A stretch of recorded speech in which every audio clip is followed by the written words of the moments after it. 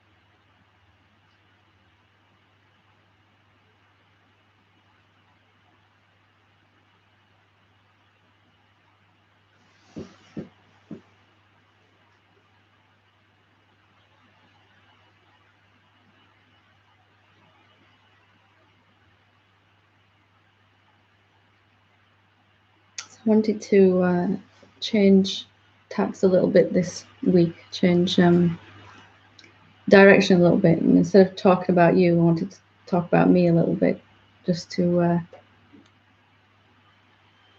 hopefully explain some things that weren't obvious to me when I first started on this path, and as always had figured out the hard way, so hopefully if we can shortcut that process. And it's really, I wanted to talk about the role and the function of a teacher and how they can help you, because it's not always obvious, really, the best way to make use of a teacher. And you can point some things out which can shortcut your journey, your progression, your awakening, make it hopefully a lot less tedious and painful, So the role of a teacher is really to be a living example of what's possible for human beings, a living, normal human being, obviously, but also having seen the truth of what they are, and to be effortlessly abiding in that truth. So no longer having to do any inquiry, no longer having to do any investigation, no longer believing in any illusion that they're a separate being at all, so that in itself is an example of what's possible, because it's not always obvious to us at first that is a way that we can live as human beings. It certainly wasn't to me. It wasn't obvious to me that That's what awakening was. You know, I didn't even really know what it was, that it was possible to live and go about your entire life without feeling any suffering at all ever again.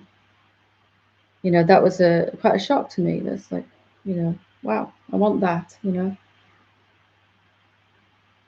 And so a teacher has a function as an example, as a sign of where human evolution can go, you know, just where we can, how we can live in this lifetime. And all the great teachers throughout history have been examples of that, and they've changed the world in a most amazing way. You know, people are still talking about Christ 2,000 years later, you know, and still singing songs to Buddha and Krishna.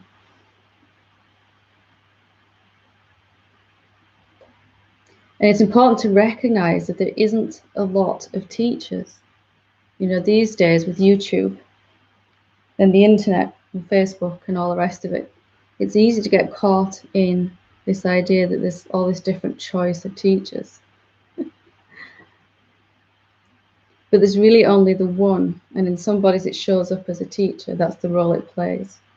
Before it was a student here, you know. So whichever role it's playing, it can learn from all the other bodies that are around it. So if you're sitting here as a student, you can also learn from the questions and answers that come from everybody else, because it's all your question. And there's some totality of all the teachers that have gone before. That wisdom, that knowledge is sitting here right now, talking. It's not like all these different teachers. It's the evolution of consciousness as it wants to wake up quicker, easier, and simpler. It manifests as even more intelligent questions from students, and even, hopefully, even simpler and direct teaching, pointing, leading the way to the natural state. So the teacher shows this role as an example, really, to show you what's possible, and hopefully sometimes to inspire a little bit of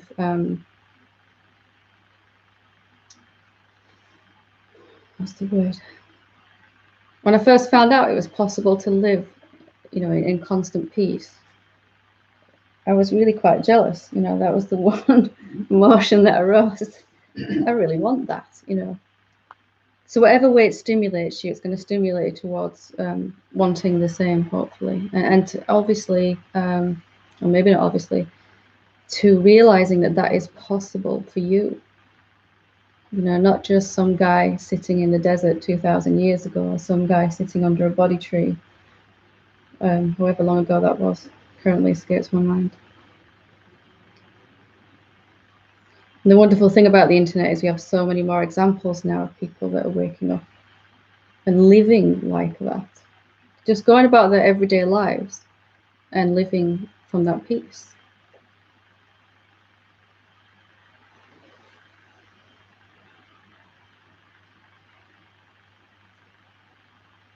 So the purpose of a teacher really is to kind of upset you a little bit, you know, to look at your life, your suffering, and go, I'm not living how they are, you know, to just perturb you a little bit and to say, I want that.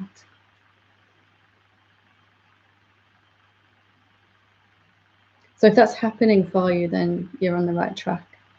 You know, if you're getting a little perturbed, because you have to be a little bit jaunted out of this sleep-like state that we're in, to be able to recognize that there's something better for you if you've had enough of suffering, of being a separate being, that you can live in this constant peace that's unbreakable, you know, that can never ever go away. And that is every every human being's birthright. It's our inheritance, our evolution. And more so that it's possible for everyone now. It always was. But awakening has happened so infrequently throughout human consciousness because of this belief that it's hard or it's difficult.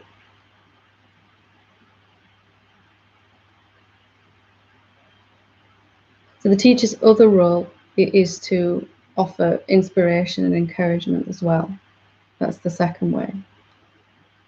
But most of all, to tell the truth, to say that you're not actually a human being.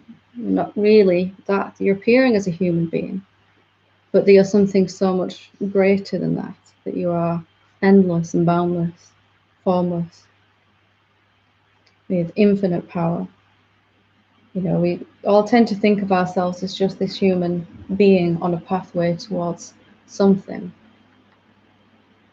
So it's the teacher's job to tell you that you've already arrived.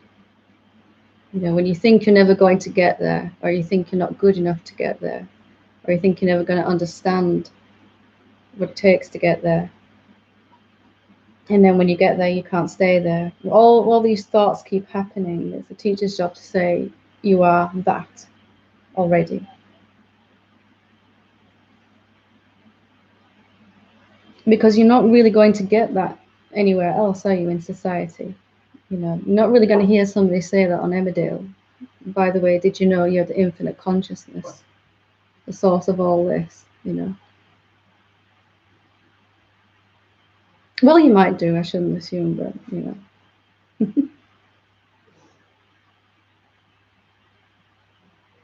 So to tell the truth and to inspire, and to remind you that it's only what you already are.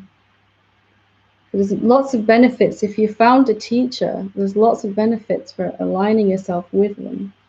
What does it mean to align yourself with a teacher? Really, it's just my way of saying, to want to know how they live, to want to know what they've done, and to do the same. To get the same results as an enlightened being has got, you've got to do the same things. It's not rocket science, is it? And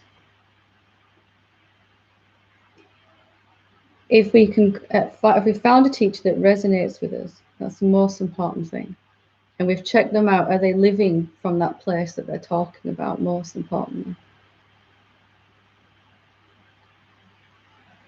And that doesn't mean that they're wrong if they're not. It just means it's going to be less likely they can help you live as it. Some beings seem to kind of almost accidentally fall into awakening throughout history, but most of us have to study at it, work at it. So when you found a teacher and they resonate with you, best advice is spend as much time as you can with that teacher. Listen to what they say. Find out where it contradicts what you believe about yourself. Find the gap between how the teacher is living and how you think and feel about yourself, what the teacher knows to be true with conviction about you. Do you think you're not quite good enough to wake up fully? Does the teacher agree with that? Probably not, And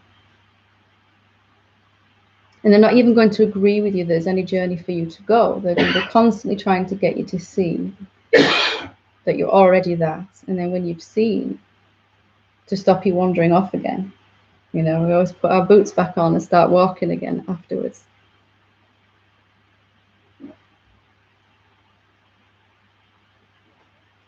And even if you can't sit in this room as often as you'd like to, or at all, it doesn't need to stop you. The teacher is not a human being. They're not limited to time and space, and neither are you. And I figured this out. It's like I had this moment where I realized Krishna isn't dead. The Buddha isn't gone.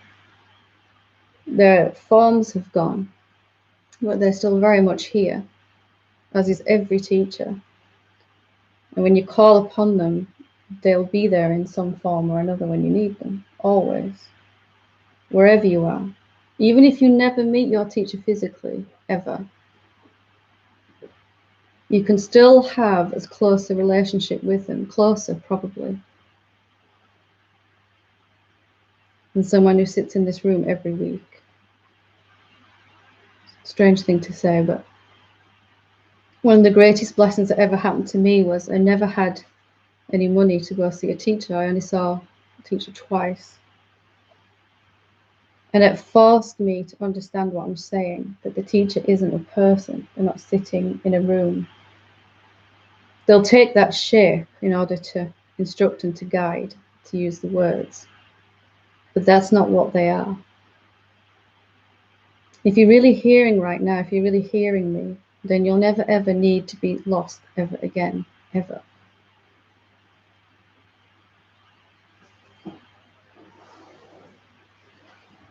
All the great beings of the past that have held satsang and that are doing around the world now are available 24 hours a day, not limited by anything that our minds can conceive.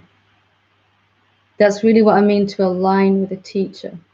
You know, to recognize the teacher is reality. They look like a human being, but they are reality. They're not just a someone.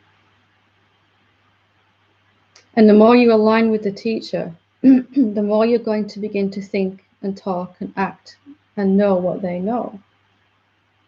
The more time you spend around someone who's already woken up and is emanating this presence consciously, effortlessly, the harder it's going to be for you to think that you're never going to make it. Have you noticed that? Less and less is that thought being believed.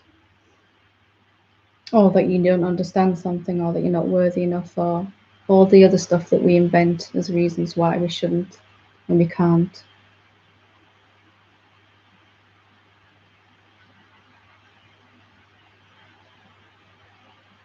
And it was very true for me that life itself was my teacher. Everything that needed to happen happened, you know, to slap me, wake me up a little bit when I'd drifted off again.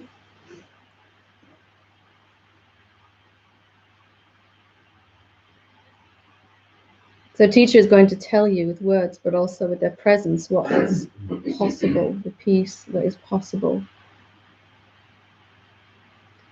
And the very essence of their being is shouting at you vibrationally that you are that, overriding your tendency to think that you need to get to that or become that or stabilizes that, or all the other ways we delude ourselves in the end.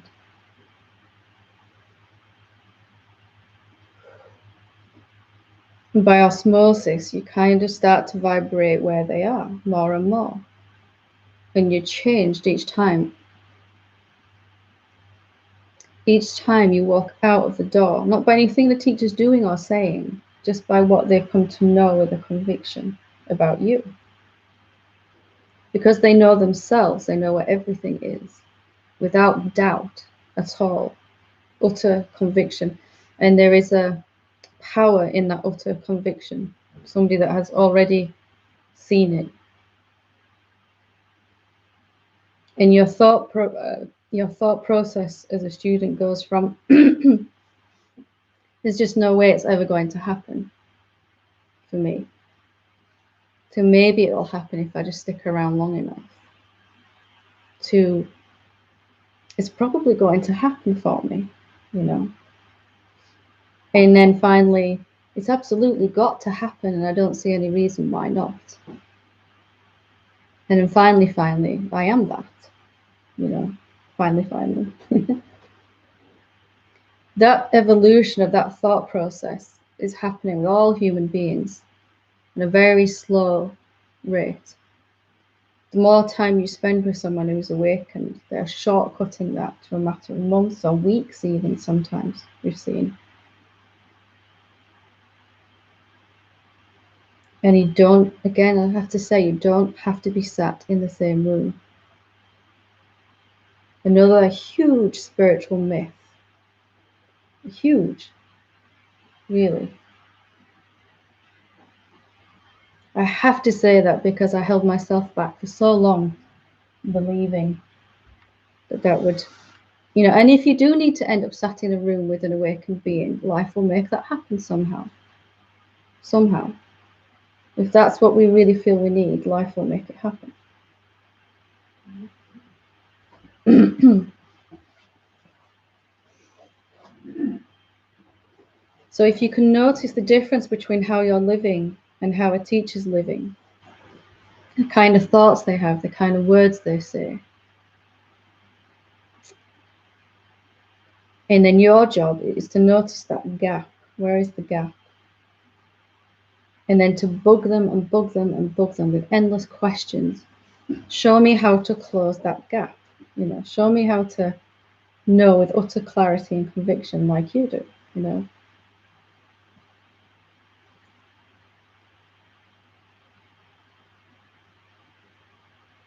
And a true teacher will never ever get tired of those type of questions.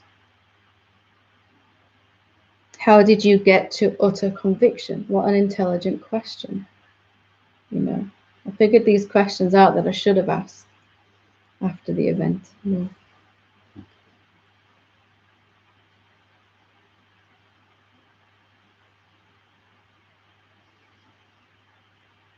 Because I can never tell you anything other than the truth, which is that you're already this infinite consciousness. Just a seeing needs to happen, not a doing. Just a seeing that's powerful enough. Sometimes that seeing is all in one go. Sometimes, more often than not, it's incremental. And each seeing gets bigger and bigger and more apocalyptic inside, until it destroys your ability to think in limited ways anymore, to just limit yourself at all.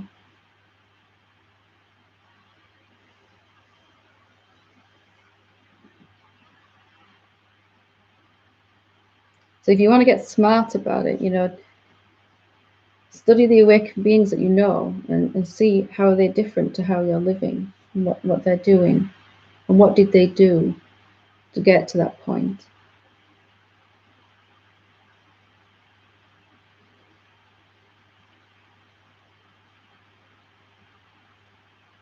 And even if you're listening to this or watching this and we never meet physically, it doesn't need to limit you at all.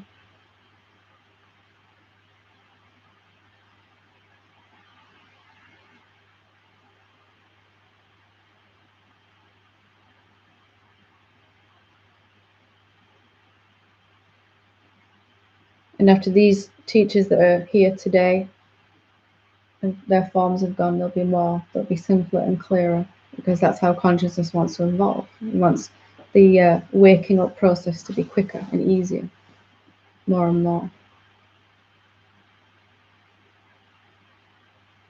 Ever more intelligent, open, ready students, more and more. That's the way it goes.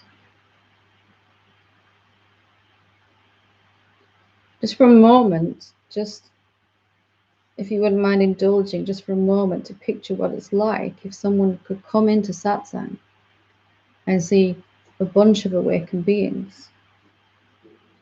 And the very first Satsang, they'd be sat there going, wow, this is just a matter of time for me. This is like infectious, everyone sits in this room and catches it off each other. What would happen then to humanity if that thought was going around in the human consciousness? It's absolutely a no-brainer, awakening. Let's just get it done, Instead of our old thought processes that I have to sit with a teacher for 12 years and give up everything I own, and I've got to sit there for 2 or 3 years before I can even ask a question. And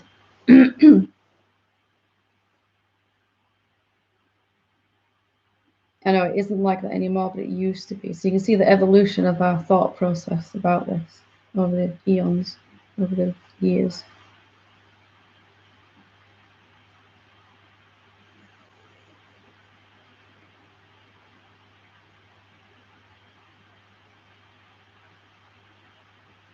So do your best to align with the teacher. There is only one teacher. Sometimes it wears a female body and sometimes a male body. Sometimes it speaks in very loving ways. Sometimes it prefers silence.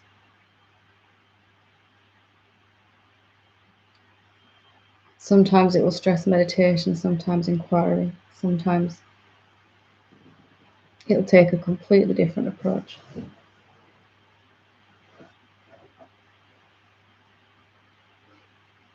and do your best to close the gap. Notice where the gap is. You find yourself saying something that a teacher would never ever say about themselves or you. You find yourself criticizing yourself or judging yourself or your progress.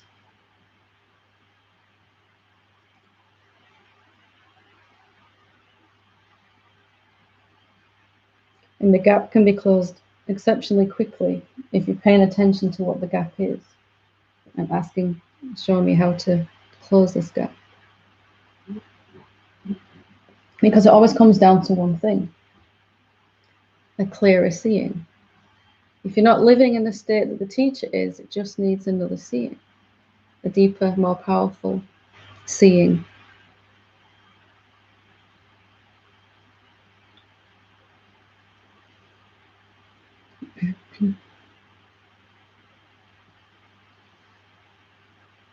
So anytime you need any help ever, you can call on your favorite teacher. My phone's switched off from 10 o'clock, by the way. But don't think of them as a human being. They're not limited into time and space. That help will be there. Every awakened being, every great teacher that's ever walked this planet is rooting for your awakening to happen. Because there's only the one being, isn't there? So,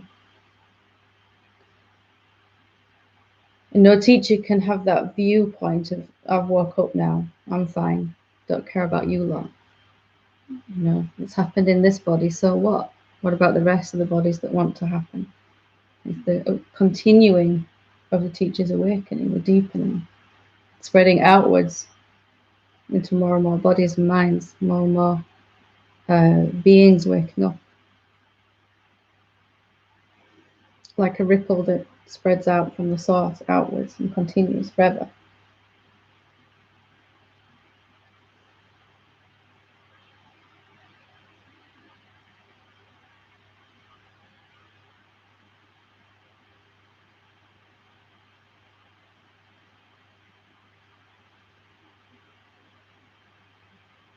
The teacher's never going to be able to see you as anything less than perfect and whole and complete. Already absolutely worthy. Already awake. Already the consciousness that just hasn't recognized itself fully. Or it's in partial stages of that. They're never ever going to agree with you there's any reason at all that you can't do this or see this.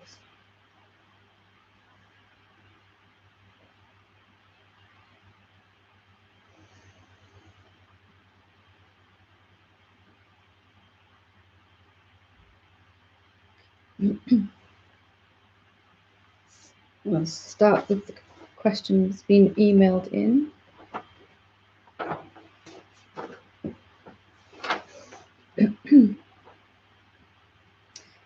Question says, hello, I'll pose this question in a couple of ways. I hope you can understand my point. Isn't satsang just adding more momentum to the ego? Isn't it just replacing one illusion with another by superimposing another method or practice? Why keep asking questions? Aren't the questions supposed to fall away? See, that's an intelligent question, isn't it? Like, am I in the right place? Is this the right thing? You know, am I making sure I'm in the right place? Isn't satsang just adding more momentum to the ego? Isn't it just replacing one illusion with another by superimposing another method or practice? Why keep asking questions? Aren't the questions supposed to fall away? So satsang is the only thing that is going to stop adding momentum to the ego. Why? Because satsang is for a clear seeing of what you are, coming to see, having an epiphany or insight. And each epiphany or insight that we have into what we actually are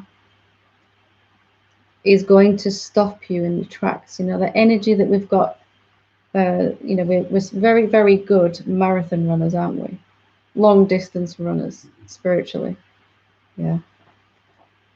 And a clear seeing is going to just stop you for a moment. Like, wow, I'm already that.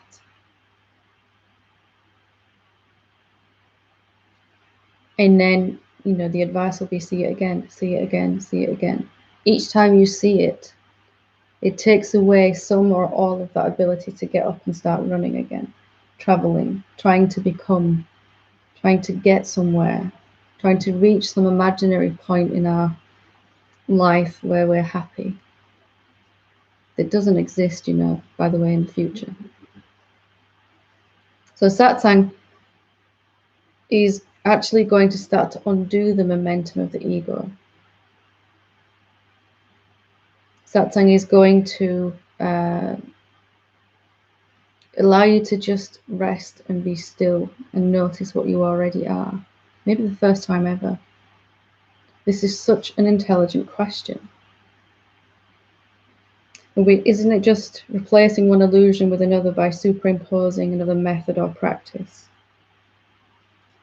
Every other form of spirituality really is going to give you practice or a method or something to do, but Satsang is going to give you something to look at, to see, to investigate. They're not the same. The very act of looking and seeing what you are is beginning to undo this, trying to get somewhereness. It's diminishing more and more the more you look. And the very moment that you're asking a question, self-inquiry, or you're open to see, for that split second, you're not traveling anywhere at all. And you can begin to feel this when you're in Satsang. Again, it doesn't matter whether you're in this room or not. That something is slowing down. Something's running out of impetus to keep going. And hallelujah, you know, we've been traveling for eons in different bodies. And you're listening to this because you've had enough of that, you know. So we're not really giving a method or a practice. It's just a seeing. It's a clear seeing that we're looking for. Asking the question, what really am I actually? I know what I've thought myself to be. I know what I think about myself. But what really am I actually? Are they the same thing? No, they're not at all. And then why keep asking questions? Aren't the questions supposed to fall away? The questions, if they're intelligent ones like this, the questions are going to bring you to see that you're not the questioner. You know, there's something inside of us that has endless questions, endless. Anything like I was, you know. And there's nothing wrong with that, but if our questions are intelligent, then they're going to bring you to a clear seeing, an end of the road seeing, where you recognize, perhaps the first time, I have never been this body only, this mind. And actually I'm everywhere, all the time, looking through every form, not limited at all. That is an end of the road seeing, and it can come from asking this question, what actually am I, really?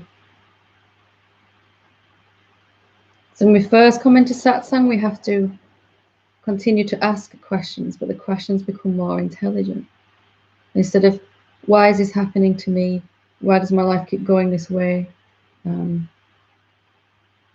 A few of the choice questions I used to have. What am I doing wrong? Why can't I find peace, you know? To a much more intelligent question of, what am I actually?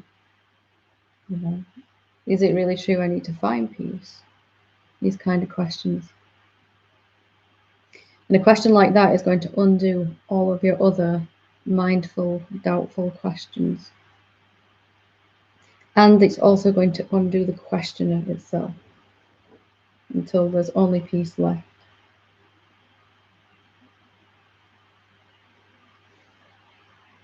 That's very, very, very good questions.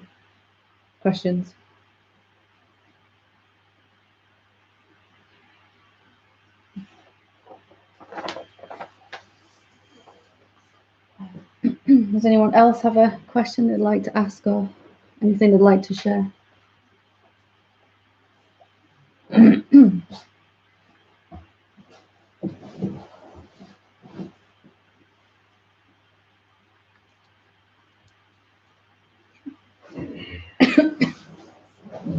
Excuse me. You might just need to pull that chair back a little bit. So I'll just sit on you. Don't want to get quite that close, you know. I like you, but I don't want to sit with you. No space.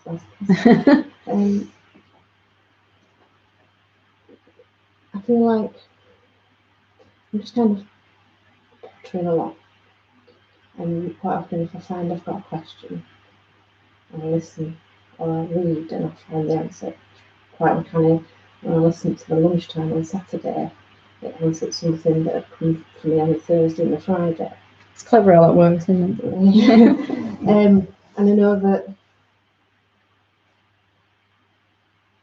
outwardly, and that people comment that the way I am has changed, and I know the way I am has changed, but there's still that little bit of voice that sort of I need to squash that sort of goes, well, it's just your ego making an identity, so you're actually not really getting anywhere. You're not doing anything, you're just bumbling along and pretending and tricking yourself. Although when I sort of look at it and I ask the questions, is this really true? The way I feel and the way I can look at stuff like my anxiety, or you've asked before when if I feel overwhelmed to ask if it's overwhelmed. When I do that, those kind of issues are a lot less like negligible now. Yeah. But it's that little sort of picking his head up, that little self-doubt that tells me I'm making it wrong. I'm going to squash it. I wouldn't really try to squash him. I tried that for a long time and it didn't work. If you can, all of us have this voice inside that we're, you know, and one of the funniest things that ever happened to me was well, it wasn't funny at the time. I went through something that was quite horrendous, or it would have been quite horrendous, and all I felt was peace. And I just felt bliss through this, what could have been a horrendous thing, you know, normally. So I went through this thing without suffering at all. And even when I was actually living from that place where I wasn't suffering, there was still this voice that said, you're making it all up. You know, you're not actually living from that place. Who do you think you are? And, you know, not the self-inquiry, who do you think you are? Not, it was like, who do you think you are? You know? And it occurred to me in that moment that that voice is never, ever going to get it. And also, I'm never, ever going to convince it. And it just occurred to me that probably the Buddha also had this little voice going, who do you think you are? You know, if you'd listen to it. So squashing him doesn't really tend to work, that little voice. It tends to shout louder the more you try and sit on him or stand on it. Have you noticed? You can come to see, though, that from that little voice's point of view, it is true what he's saying, what it's saying. From mind's perspective, or ego's perspective, you know, it cannot see that deeper peace, that formless consciousness that you really are. Can't experience it at all. Why? Because it's just a little voice appearing inside it. You can't possibly understand. So from that perspective, this little small voice in the corner of your being, it is true. You are making it up. It's not that easy. You can't have done it, you know, because it doesn't really understand the process that's happening for you. This is this voice here that we've all held on to and agreed, this is who I am. You know, this negative ball of stress and other stuff, tension and negative emotions, self-doubt, self-blaming, self-judging, all of that. And instead of trying to get rid of this, we just realized that's who I thought I was, and we begin to move away. We begin to live up here, much higher place. Mhm. I mean, this voice is still here going, yes, but. You know, you can't have actually succeeded at finding peace. But it's never going to get it, and you cannot convince it otherwise. Because to convince it, you would have to be able to see the truth with you, and it can't. It's just a bunch of thoughts, isn't it? Mm. Like a habitual thought energy that just keeps. Like, do you remember the old vinyl records when you got to a certain your favorite one? It got the needle would get like there, and then it just jump over this bit and go right back to where it was 5 minutes ago. I kept playing this endless loop on your favorite record, of course. I'm showing my age now. So it's like that, isn't it? It's just going around in this thought loop over and over again, and so there's no way you can convince it or change it. What can you do with it? You can keep diving deeper into your being where you can't hear it anymore. You must have already had times in meditation or when we did the self-inquiry where you were so deep into the silence that you couldn't hear any phenomenal answers at all. Thoughts just stopped, or even if they're going on, you just didn't care. Not you weren't trying to get rid of them, you just didn't care. So that's the gap to close then. You want to be living that deep in the silence all the time. If you can still hear this voice and it's still meaning something to you, or altering your experience, diminishing your experience, then either dive deeper or go higher, whichever, higher in altitude, whichever you want to. Like diving in the sea, in the ocean, when you're only so far down, you can see all the waves on the surface, can't you? So go a bit further underneath. It's just quiet, really quiet. You get a sense of it. Yeah. And in the end, you just leave them alone. You go, that's your opinion, mate. Good on you. You know, I'm going. That's always. I only have one answer, right? Just get deeper inside. Look a bit more, see a bit more. Yeah. And see if it really is affecting you, that voice. See if it really is affecting you. That's the assumption. Yeah. But if he was able to affect you, then it would be the same all the time. And you've had periods, haven't you, where no thought bothers you at all. Time when mind is silent, and also time when mind's talking, and it just doesn't matter. You're in a different place. Thoughts are just happening inside you rather than somebody going in your ear like this all the time. Have you experienced that before? Yeah. And it's like asking the question, isn't it? And looking at it. And it is.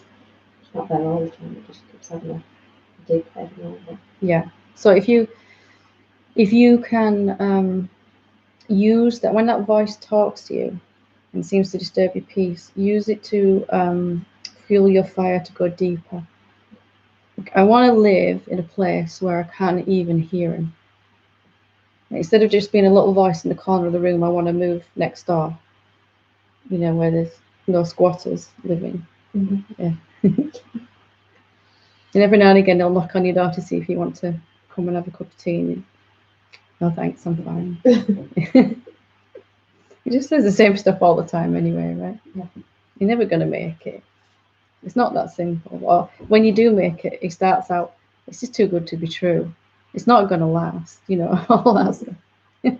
Just leave him behind. Stop trying to squash him. Very good question.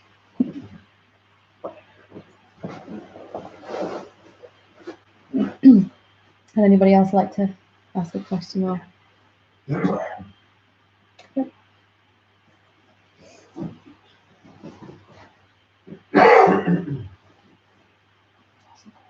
Yeah. So you hate it when you're like, I'm not going to ask, and then your hand goes up. What happened there? Wondering about things to do with trust, and if do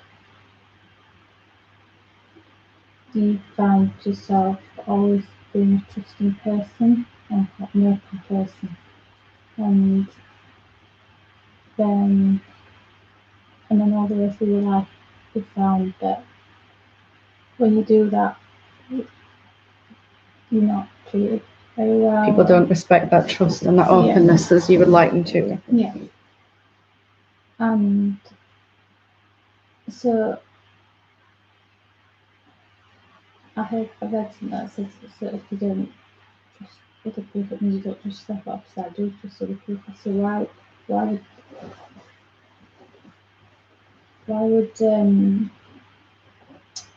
because you could see that somebody that Pete always says he can't trust people, that then they'd get people to come into their lives that can't trust it.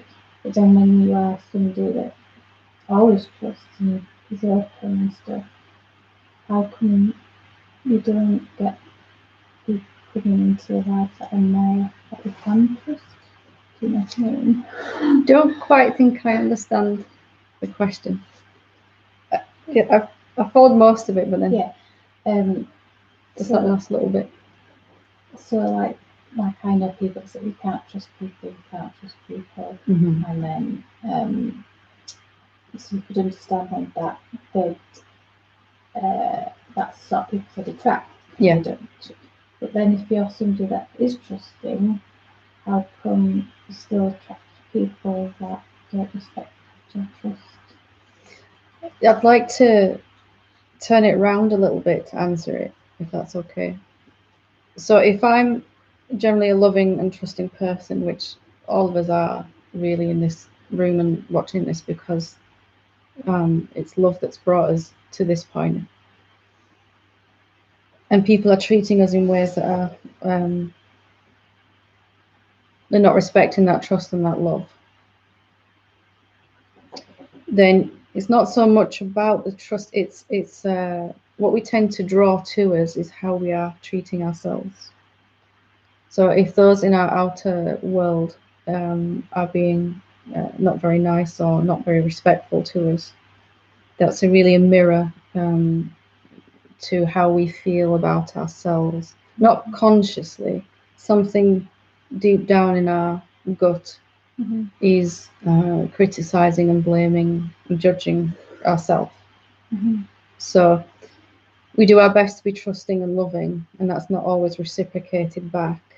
And that's really because we're not trusting ourselves to be authentic and enough as we are already.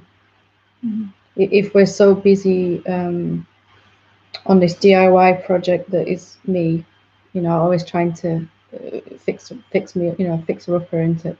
It's when I get myself looking how I want myself to be, then I'll be there and I'll be trusted. I'll be a good person, and that has the effect of completely ignoring who we already are. And I don't necessarily mean no formless consciousness, but how you are right now might already be enough, might already be adequate, might already be perfect. How you are right now as well might already be perfect. We're so busy looking at things we would like to improve and things we would like to get rid of about ourselves that we don't ever really take a close look at ourselves. We're not trusting who we are already to be adequate for life. So that keeps mirroring back to us. But if I don't like myself deeply, or some bits I like, but I'm trying to, I'll get rid of that trait and I'll get rid of this trait and I want to get that one. I'll get a 3 for 2 on this, that and the other. That instead of actually looking, how really am I actually? And also, maybe these traits are there for a reason that I haven't recognized yet, that they're useful. Maybe I've only looked at certain things as negative and they could be a real positive about you. Can you get a sense of it? That's something I thought was last week that I just like you to speak up a little. Sorry. I know it's a bit scary, is that there? This past week, I noticed like patterns that happen that they seem to be getting more frequent and worse and fast, like very short periods of time. Yeah. Like, repeating and faster and faster. Fast. Yeah. Is that? And then I realise that what you just said, that I have that deep feeling of not feeling good enough and worthy and stuff. So when things start getting faster and faster and more frequent, is there a reason for that? Is it trying to wake you up quicker? Is it what's It's trying to how you are perceiving yourself. You know, how we all perceive ourselves. We're taught right from day one to judge ourselves very harshly, very unfairly. We forgive other beings easily, and we hold on to resentments about ourselves forever. And most people can get away with that. It doesn't cause them any problem per se, really. But then you start to wake up and you see the truth of what you are, which is infinite love, patience, kindness, tolerance, compassion. And these vibrations of self-blaming, self-doubting, generally self-negating frequencies that are just less and less compatible. They're here, and your real being is up here. So there's a bigger and bigger discord, disharmony, which causes a dis-ease in your emotional state. And if it's chronic enough, it will affect the physical body as well. So as this gap gets bigger, you notice this more and more, and it plays more and more. So the good thing is you can turn that around very, very quickly by being willing to. Perhaps the hardest thing for any human being to do is to take a good, honest look at themselves, that how they actually are, not how you think you are, but how you actually are. Is it possible? You know, I remember the first time I asked myself this question, that I'm already everything I'm trying to become. You know, mind had a field day when I asked myself that question, but I persisted with it. And I stopped taking the evidence of what was happening out there as an answer to that question. And I'm going to look and I'm going to see again and again and again all these things I'm trying to get rid of that I don't like about myself. Could they be there for a reason? Could they be there for a purpose? Because there's nothing about you that's happened by accident or happened by some default. You are exactly as you're supposed to be. Consciousness doesn't make any mistakes. So does it? So are these? Is it that? Are these things there to wake you up? Basically. Yeah, just to see the difference between what you've seen to be true about yourself and how you're still thinking about yourself. And there'll be more and more of a difference. It'll be more and more painful spiritually, mentally, emotionally to keep judging yourself. And is that why it's getting more frequent? Yeah. Faster? It spirals into ever decreasing circles to a point where you just cannot live with it anymore. Where, I mean, it took that for me to finally even admit that maybe all the things I'm trying to get rid of about myself are my best qualities, actually. You know, are you willing? I know you are, but are you willing to? And I sat down one day, I wrote down all the things I'd like to be, all the things I was trying to get rid of, you know, like personality traits and habits and all that stuff. And I wrote one list, you know, all the things I'd like to become, my ideal person, you know.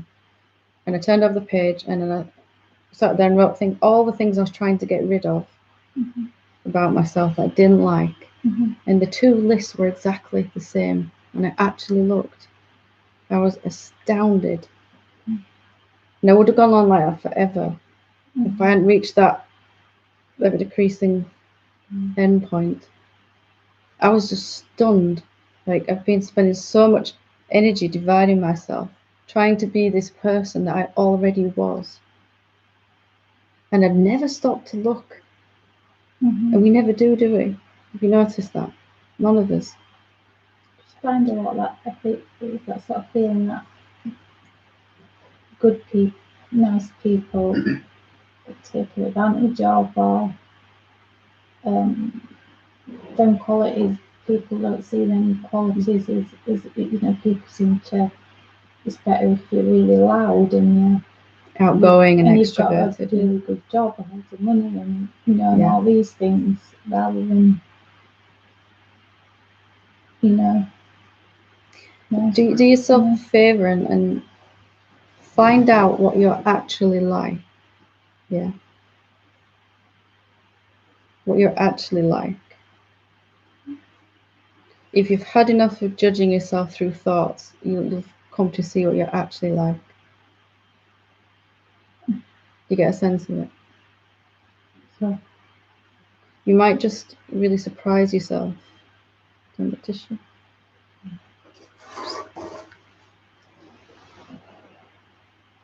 You might find everything you've been trying to get rid of about yourself.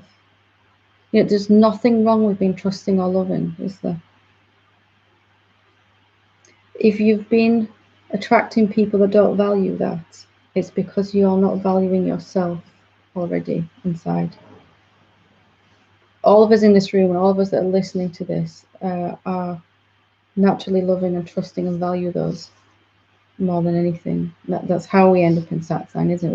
We want greater love, we want greater peace. And Yeah. the outside world is not really outside. It has no choice but to reflect back to you how you, to mirror back to you how you perceive yourself. From the very moment you actually start to look at how you actually are, rather than how you think you are, you'll begin to turn that around. The very moment you do that. Sometimes your ego makes you, like sometimes I'll think, oh, I am this or I am not like that, and then something will happen that makes me realise I'm not. Can the ego sort of make you think that you can cope with this, you can cope with that, or you are, you know, certain qualities, but then something will happen and you sort of get knocked back. Yeah, ego is, it creates its own issues endlessly because it looks at what's happening out there. You know, ego in itself is a bunch of thoughts only. Self-doubting, self-judging, self-blaming, occasionally blaming other people out there, but mostly it's turned inwards, isn't it, on ourselves, and attacking ourselves. But could it sometimes you make you think that you've got positive qualities, and then and then something happens, and then you just end up falling down? And probably the positive things are the truth breaking through. Our life is always going to mirror back to us what we deep down feel about ourselves. It doesn't matter what's going on up here. It's what we really, in our gut, believe about ourselves. So if we believe deep down that it's dangerous to be open and vulnerable and loving and trusting, it's got to keep happening to us. That how I am is not good enough because I'm too trusting or too loving, or that's what people tell me though, that it's wrong. it's coming back to you, isn't it? But I mean, like if people just say it to me, like, oh, you're too trusting, like it's a bad. That is your inner voice externalized in another body talking to you. Find out, not from your mind, find out if that's true. Find out if you're actually too trusting. Right? Don't listen to the voices out there because they are a reflection of how you deep down think about yourself. Can you see that? If you are really infinite and everywhere, then everything that we thought is out there is actually us talking back. Because the universe, the manifestation is vibrational, it's got to keep showing up out there how we really think about ourselves deep down. When you first see that, it's like, oh my God, my life is a train wreck because I'm really just judging myself constantly, you know. I remember having that moment, we're laughing, but I remember that moment like, oh God, look at it, it's just a complete mess. But then you can begin to turn it around. And everybody and everything has to begin to respond to you differently because you're loving your own authenticity. What's wrong with being trusting?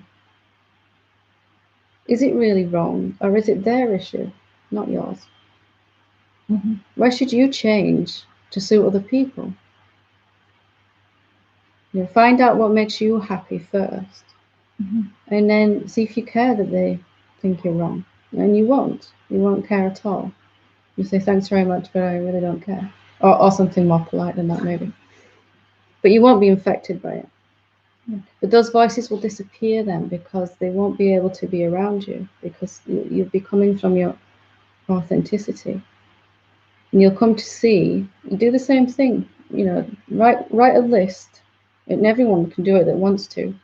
All the things I'd like to be if I was my ideal person, right? All the traits I'd like to, like egos, this is when you're going to be the perfect person, when you look like this. Mm-hmm.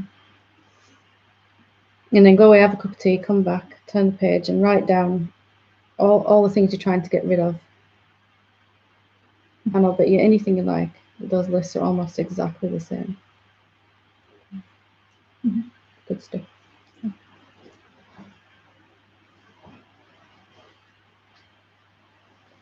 Anyone else like to? Yeah. You got a train wreck. A train wreck. Yeah. Can I remember that moment clearly? What are your train wreck? Yeah. Well, look at my life. It's when I realised it was a mirror. Oh my God. It's not what I've got to talk about in that. But That's okay. I'd like to see that. I think I don't hear what you're saying. I think I get what you're trying to say. I think I agree with it. It's just it's more what Claire was talking about, the thoughts, and how it sort of. I've talked to you about it.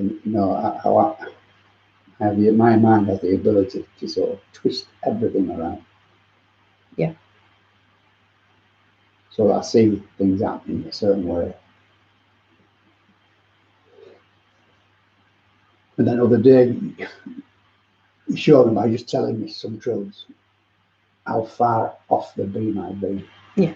The last few weeks. Just totally. I mean, we're all in a dream, but that was a dream within a dream. We were like, nowhere near what's going on. It's a bit of a shock, isn't it? Shock, but at the same time, I thought, right, we're seeing it now. You know what I mean? Mm-hmm. So I've got, because what he said to me, it's like that's the plumb line now. I know what's going on there, that end anyway. So if I'm thinking, yes, that's wrong, I can sort of start. Very good. Sounds good. Just don't wobble the plumb line. But somebody, I can't stop wobbling the plumb line. That's what it is, I think. Ego's just doing this, isn't it? That's it. Yeah. Even then, the conversation was going on about, did I mention this? You mentioned what? And I could go down, I get into the piece, or whatever it is, and I get there and say, it's gone, don't worry about it. But as soon as I give it back again, that could take it, like I say, go deeper. Yeah. So it doesn't really matter. Mm-hmm. So getting a bit of an handle on that. But only when I'm on my own. As soon as I speak to somebody, or pick up the phone or whatever, I just make it. I see you've done it again. What did you say that? You're right, copy. Yeah, just remember we're live. That's yeah, where I didn't. But you have to move to the forest or something. Just say again. You have to move out to the forest later. I think I'll have to do it. Yeah. And even when you came in tonight, I just spoke to you in flat. You come in. I try to explain something, and you came in with something. You did read. I thought she called me a liar. I'm coming in back here. I think you've done it again. Yeah. Oh, I do. But you saw it. You saw it. So what? That your head was off, going this way. As you call it, you were off on a tangent. Straight on defence. Yeah. Yeah. But you saw it. Instead of being unconscious to it, you saw it straight away. I thought, well, I must be wrong here because I've got something wrong here. The more I try and explain it, the worse it gets. The basic rule of thumb is if you think I'm blaming you, judging you, or criticizing you, that's not what I've been saying. That's it, yeah. It's always a rule of thumb, but I can't really do those things anymore. So. But it won't, I misunderstand. You would try to say one thing, and I'm saying, I'm not lying to you. You want to say. Maybe we'll start with like hand signals or something. Somewhere like that. Yeah. but you can see it. That's the thing. And when you see that this is happening, something inside gets really, for me, I didn't see this for a very long time because I didn't have anyone really to ask like this. But then I realized, hang on a minute. What if I've never actually heard what any teachers ever said properly? And it was a big thing to say because, I thought I was really advanced and really spiritual at this point. And I've been doing this pathway for years, I was like, what if I've never actually heard? What if all that's happened is because I've thought I've heard and gone off at a tangent based on what I thought and understood from the teaching, or from life, And putting your own feelings in on top of that. That makes this complete illusion, doesn't it? And then you're off down another cul-de-sac. Yeah. So I decided at that point to never, ever, ever assume again that I'd heard, like even now, never, like I'm constantly, well, not constantly, but, and I cannot assume I know what you're saying now, ever. Did you know I hadn't heard? And Yes. you said it. Right. Because you weren't at peace. And because the same thing was coming back, but I can't seem to move away from these thoughts. So it's one of those where consciousness gets in its own trap, right? And because we love truth so much, and because we're so devoted to the truth, we desperately try to understand what the teacher is saying. And then we go off and do, try to apply what's been said, or we ask a question that's been given, or whatever it is that's. And if we're not absolutely certain before we start doing it that we've heard it properly, if we're going off on an assumption of what they've said, the teacher said, and we haven't actually got the 100% correct, that because we're so devoted and want to apply it, we're off applying the incorrect way for quite some time. Usually, I know I used to, before this isn't really working, like I'm not feeling any more peace from doing this, and then after a while, oh, maybe I've not actually totally heard that, what was said. So you're getting to that point now where you recognize that something has still been filtering what you're hearing of the teaching. And that's when you can really begin to step out of it. Astonishing as it is, our mind, it's not an independent entity outside of us.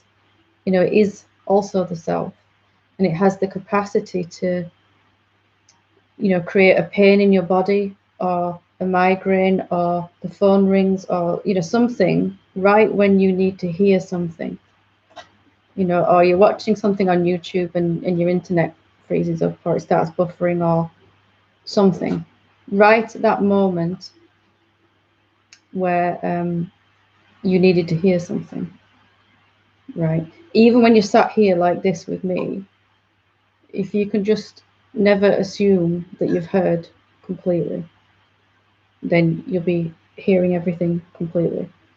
Well, I have started to run these a couple of times. Yeah. Probably do it tonight and we'll go. So, I actually was listening to something once, and there was somebody sat with me, and we both listened to the same thing, and we both transcribed the same section of what was said at the same time. And then we looked back at what each one of us had transcribed, and it was completely different. There were out of a whole paragraph of writing, there was 10 words different at least. And when we both listened back to that thing again, neither of us had got it right. And that was like, oh my God. So even with an intention to hear it and to really understand, something was still in the way. So the only way to get around that is to get to a point where you're never ever able to assume again. and you don't know you're assuming, though, yeah, that's what you're saying, isn't it? Yeah, so the only way out of that is to always be on the lookout, always be asking, am I really hearing this? If you come with that attitude all the time, then you'll never down a cul-de-sac ever again. Consciousness gets stuck in its own trap because it's so eager to hear it and apply it, that it's off out the door to apply it before I'd even finished.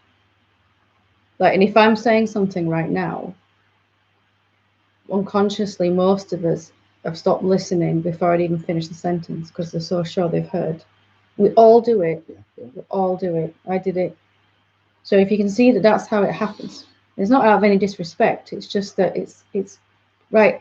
I want to honor the teacher and the teaching, and I want to apply, and I want to be where they are. So if you can recognize that's how everyone is, then you can guard against that by never ever assuming. They're always having this question: have I really heard that? I remember I read The Power of Now. Yeah, and this is back in donkey's years ago, but something within me knew I hadn't heard everything. The first time I hadn't understood it, which is how it was. So I read it again, and I still had that feeling, and I read it again, and I still had that feeling, and I read it again, and after the 7th time, honestly, but it was so clear that I could read this forever, and some part of me would just not pick it all up. If you're coming with the attitude of I'm not going to assume anything, I'm going to be really open.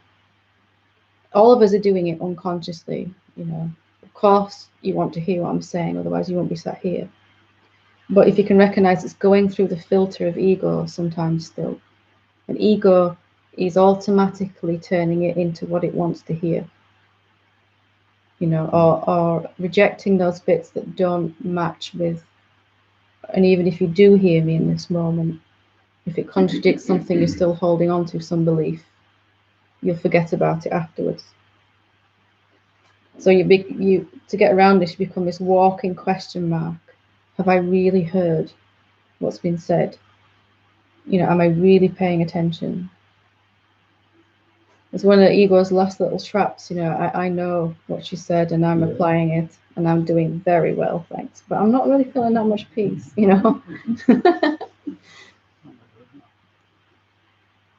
So it's just listening as if you didn't need to get anything out of this conversation, just listening. Like you listen to a bird singing, or, if you're listening to a beautiful piece of music, just listening. We get stuck in this, I need to make sure I hear, and there's this tension inside. I want the answer, I want to get out of the suffering. So if you're just listening in satsang, then it's going to go straight underneath ego and in, and you can't twist it then. Can you see? See what you're saying? It's a different way. Because we're taught that, you're sitting here, and we're taught as human beings that Concentrate. Yeah, there's one answer, and when I get it, I'm off, I'm done. Yeah. But satsang isn't, awakening isn't like that, is it? It's a constant learning to be more and more open, less and less assumptions. And in each time we're listening like that, it's going to go straight in underneath any unconscious resistance. Listening as if you didn't need to, there was nothing you needed out of this conversation. Just can you feel? And your body will relax when you're listening like that. Can you feel that too? What is it to me now? Sorry. Now it's gone in there. Good. Straight in there. Okay. You could just bypass, a brainectomy just straight into the heart. Okay.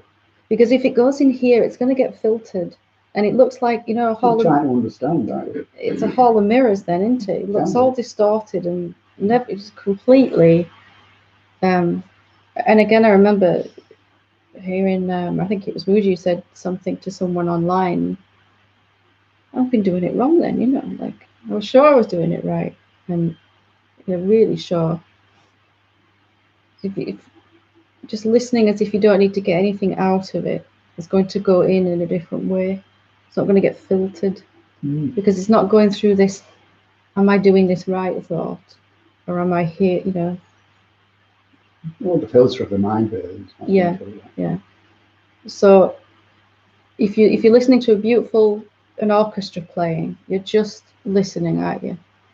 Or you're listening to, you know, little baby cooing and, you know, giggling, and it's just, you're just listening.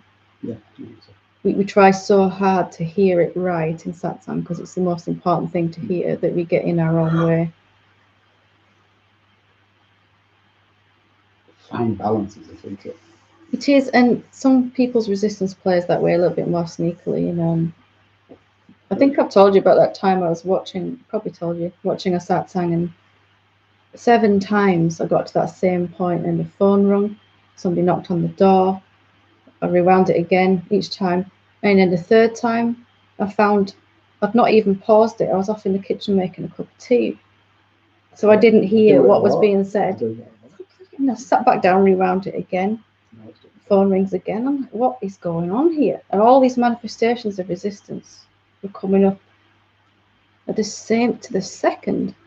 Postman knocks on the door. It's like, wow, how did that all get orchestrated? But because there is no, it's all you, isn't it? So I'm looking at so just to be in that openness, that open listening, automatically bypasses the resistance. You know, sort of not trying quite so hard. right. You know, just very, very open listening. You're just like a sponge. It's just all going to go in. Whatever needs to go in will go in. Someone you said last week about it's not a doing, it's seeing. Yeah. Go open and seeing. That's the right questions I'm looking at. Yeah. And if you go away from satsang with the idea that, right, I'm going to do this now, it's not really being heard deep enough, you know. It's been reminded a lot of times. Yeah. You do know this one. Yeah. You forgot after a It's few just weeks seeing. you've forgotten. It's just to see. And if we're still suffering at all, anywhere in our life, there's something else to see. And that's the greatest assumption of all. I've seen it now. You know. I don't say that you were saying that, but you know, I didn't mean that you were saying that, but that's ego is doing it all. I know what she said, and I'm going to go apply it now. You know, that's what we're all doing inside. I do take it home like a little parcel and get it home and wrap it. I do, honestly. But I'm told to do something. Might be honest now. Yeah. So just listening. What if just listening was enough? You know, that there wasn't anything you needed to take home in your doggy bag now. Yeah. What if it's already done its work now, tonight? It will have done because I've forgotten. Oh, good. Perfect. Perfect. Nothing wrong with that. I dare tell you that before. Well, we're making progress then. Mine is blank. That's good. That's what you're asking for, though, isn't it? It's true, though, isn't it? It's only Silence. place you come to the mind's blank. And if you notice, if you listen that way I was talking about, your mind will go quiet. And you go home, you go, that satsang was really good, and I've got no idea what anyone said, but it was really good.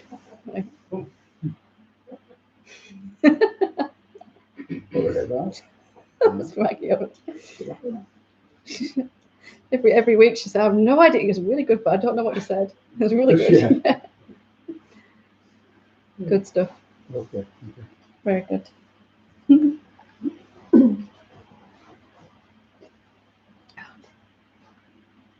We will leave it there for tonight unless anyone's got an urgent question. Okay.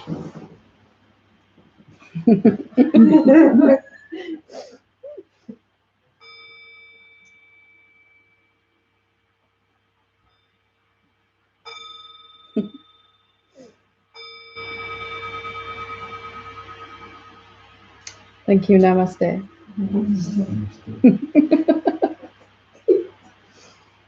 Well done, Ian.